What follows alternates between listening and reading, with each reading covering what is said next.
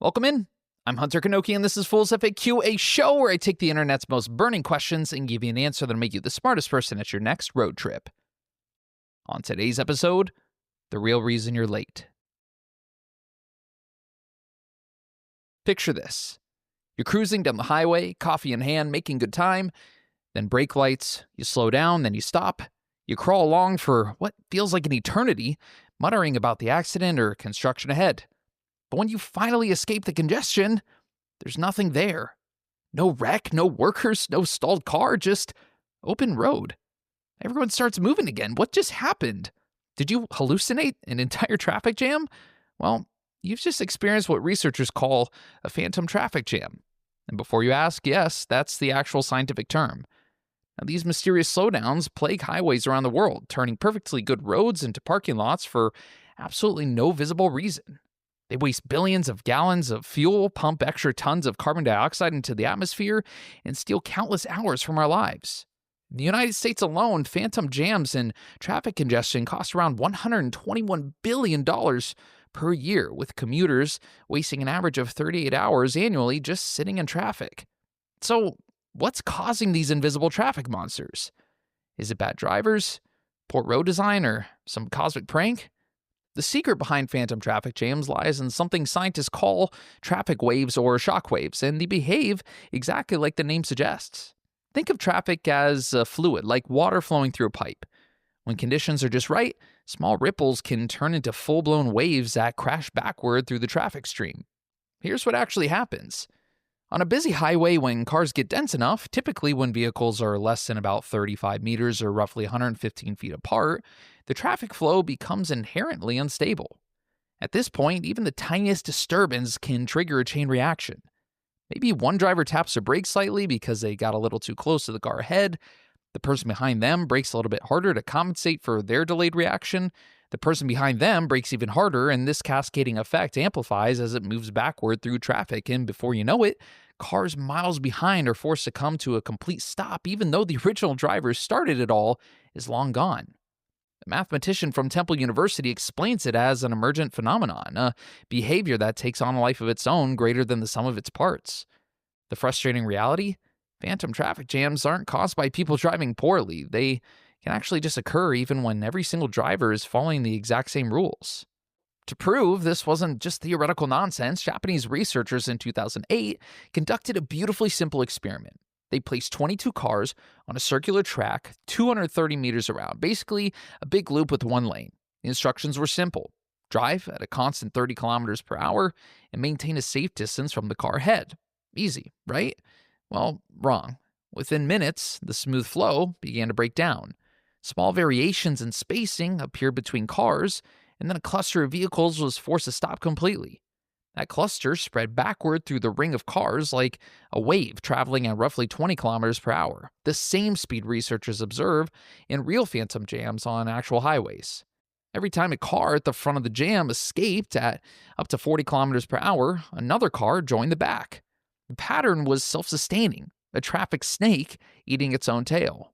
The denser the traffic, the faster these jams formed. And here's the kicker.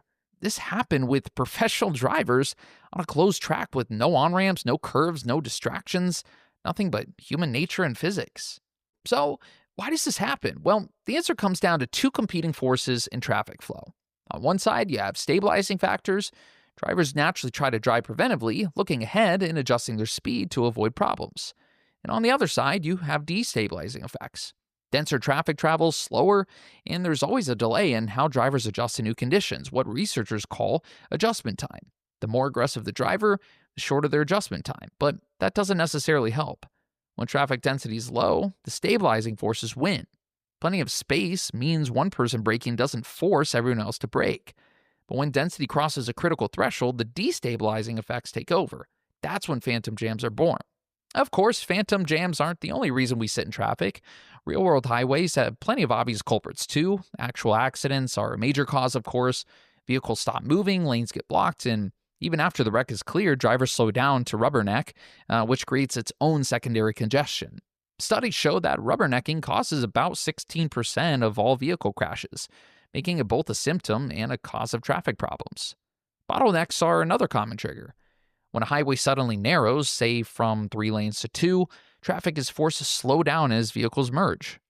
This slowdown ripples backwards, creating congestion even though the road itself hasn't changed upstream. Lane changes can also set off shockwaves. When someone merges in front of you, you have to slow down. Then the person behind you slows down more and the chain reaction begins. And let's not forget the butterfly effect in traffic.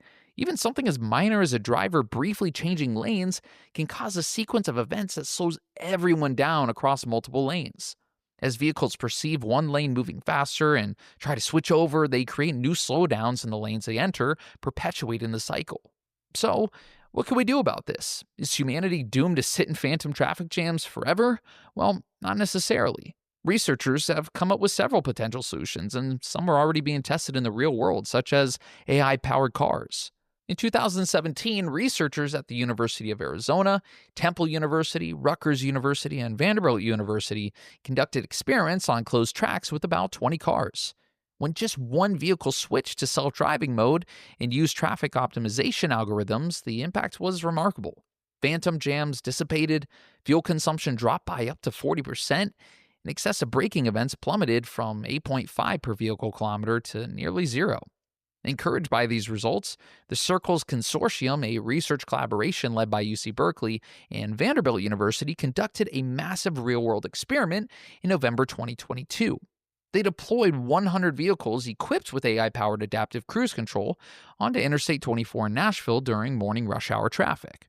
The 4-hour mile test section, known as I-24 Motion, is equipped with 300 ultra-high-definition cameras that track every vehicle's behavior with unprecedented detail.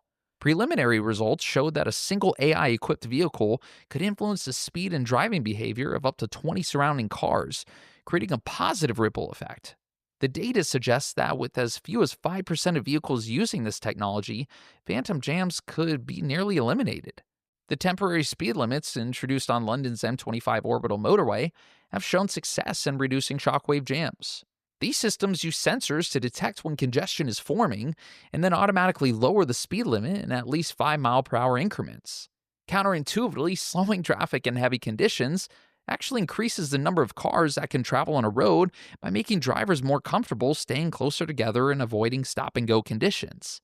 And for us everyday drivers, there are simpler strategies too. Maintaining a proper following distance gives you plenty of room to gently slow down instead of slamming on your brakes, which helps prevent triggering a chain reaction. Keeping your speed as consistent as possible reduces the variations that create traffic waves. In the zipper merge, where drivers use both lanes until the merge point and then take turns entering the open lane, can reduce traffic backups by up to 40 to 50% in construction zones. So, here's the bottom line. Phantom traffic jams are real. They're rooted in physics and human behavior, and they're not entirely avoidable as long as humans are doing the driving. When traffic density exceeds a critical threshold, the inherent instability of the system means that even perfect drivers following identical rules can create these maddening slowdowns. But the future looks brighter.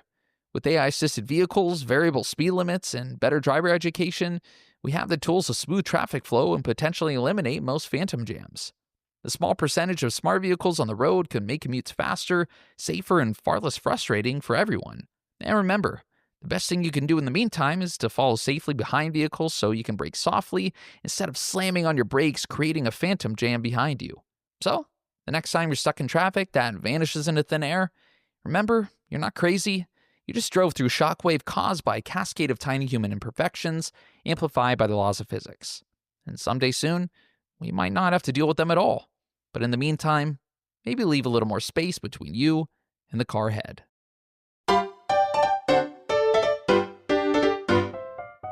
Thank you so much for listening to Fool's FAQ. Feel free to leave a 5-star rating wherever you get your podcasts, as it also helps new listeners discover the show. For more fascinating answers to your burning questions, subscribe wherever you get your podcasts, and always stay curious.